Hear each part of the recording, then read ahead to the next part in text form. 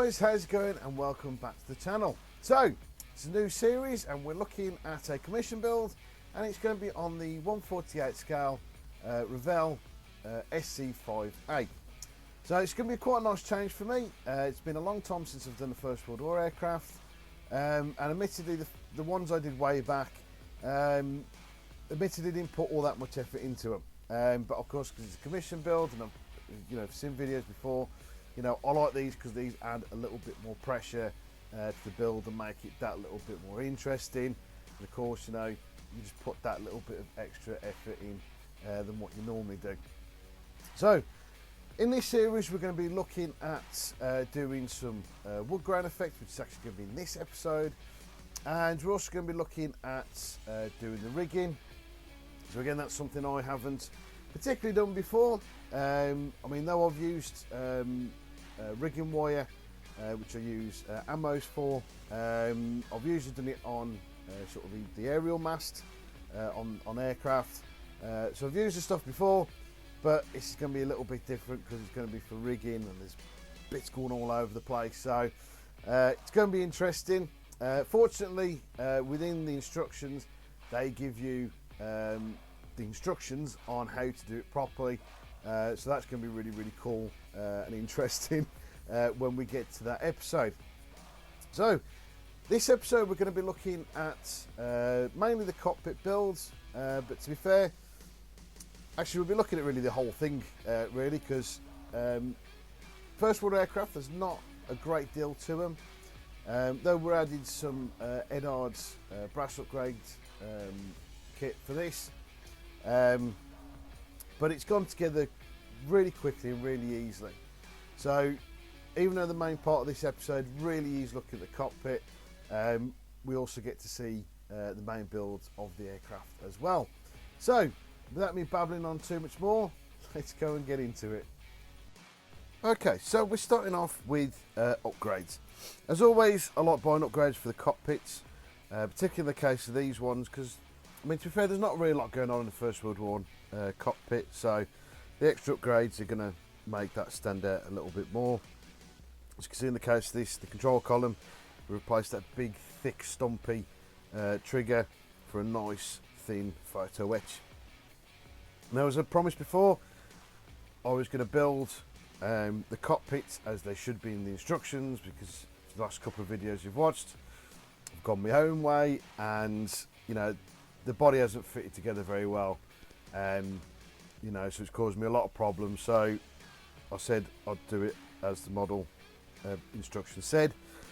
Admittedly, to be fair, actually this one really didn't give me all that much of an option, so I had to follow it, but it was quite nicely fitted together. It was a little bit fiddly as you got them cross struts in there at the bottom, but to be fair, it was nice, straightforward and really simple to put together, and there was absolutely no issues with it whatsoever.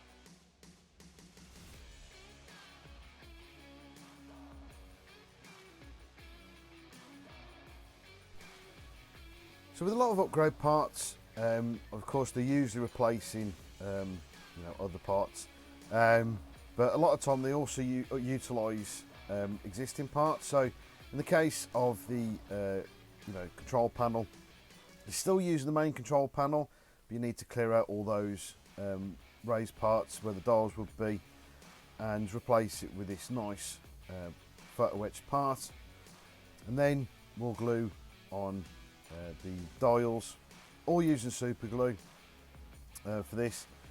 And I thought, just for a little bit of sort of added flair, if you like, I decided to use some Looks Like Glass by Deluxe, and this was to give the impression of the bezel, so the glass frontage on the dials, and in certain lights, you can see a nice little bit of glisten.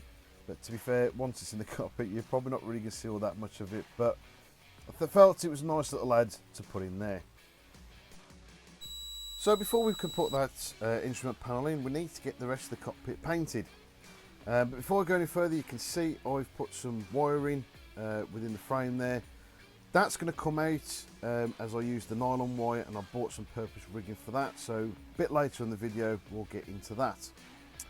So what I start doing is painting all the wood effect, and I decided to use oil paints for this. We based it all in a burnt sienna, and leaving that dry for what felt like forever. A couple of days. I actually had to get the Mrs. hairdryer on it to speed up the process, and then I went on to burnt umber for that wood grain effect. One of the bonuses of using oils is that it gives you a raised effect. It's not flat because it doesn't self-level, and it gives you a perfect, you know, realistic looking effect. So now that's all dry, I can move on to that rigging I told you about just. I'm using Ammo's 3mm rigging. This stuff is absolutely brilliant for this kind of thing. It's also obviously great for ships, which obviously is its main purpose. I use this quite a lot for my aerial antennas. Usually using a 2mm for that, but because I'm going to also use this for the main rigging as well, I went for a larger thickness.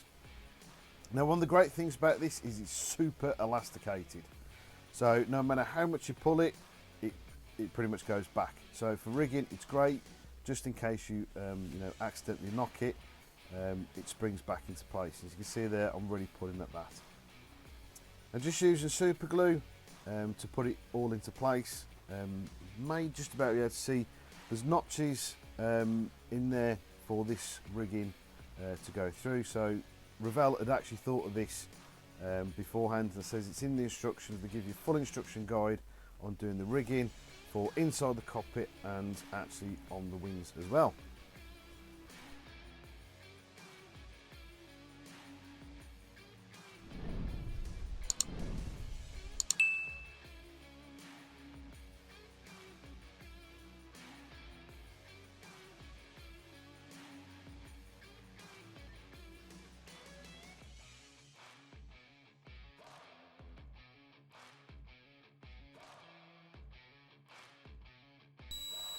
So even though it can be a little bit fiddly, the results are absolutely brilliant and really make this cockpit pop, I think.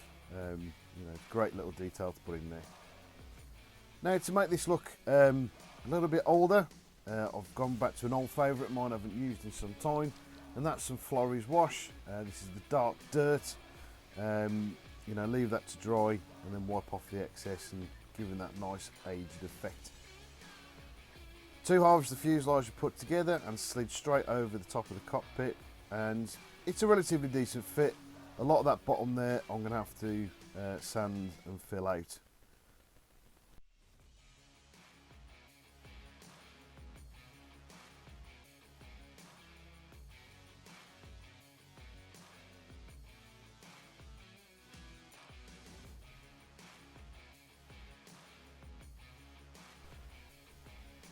So now we do the engine.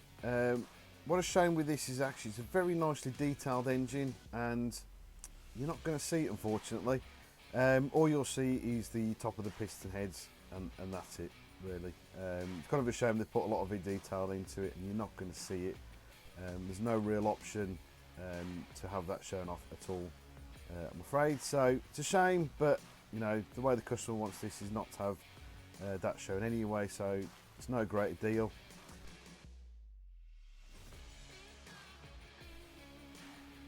So we've got some more details to go on. We've got these big, massive, thick lugs. These are to retain the exhaust pipes. They're removed quite easily, and these nice little fiddly fittings, which we just super glue onto the fuselage, replacing those big, nasty ones.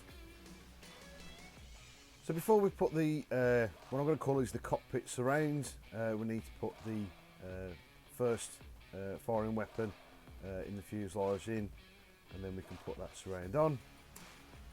It was slightly ill-fitting, nothing too major, but nothing a little bit of Tamiya putting, some sanding can't fix.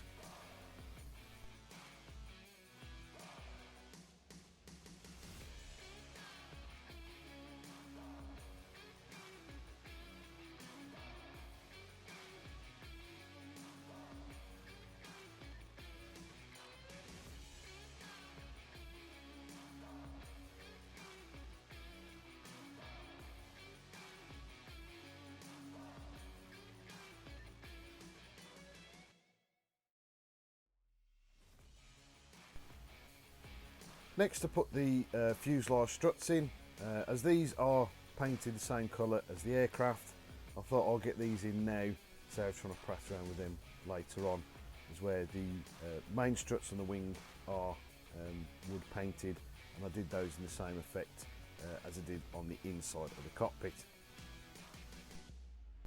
Some more nice fine detail to go on, the control surfaces on the wings and the tailplane, and then finally is the nice little extra details to go on the top firing weapon.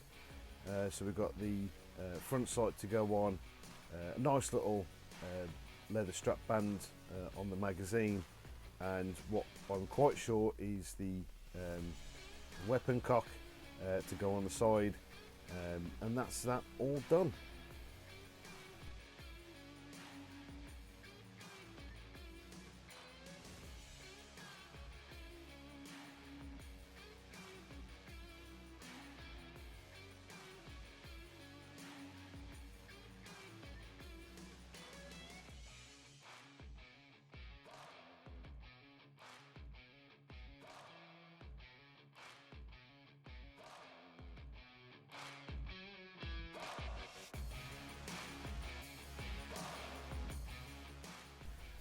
So there we go, guys. That's the first bit done. Next episode we will be looking at painting the aircraft. There's a bit I did miss at the start of this video, is later on in the series we're also actually going to be doing a base for this model, because the customer would like a base for it to go on. So something I completely forgot about at the start, I'm very sorry about that. But I hope you guys have enjoyed the episode. I hope you're enjoying the channel. If you're new here, you know, check out some other stuff, but please like and subscribe to the page. You can also follow us on Facebook and Instagram as well at Sully Scale Models. So again, thanks very much guys for watching, and I'll catch you again soon.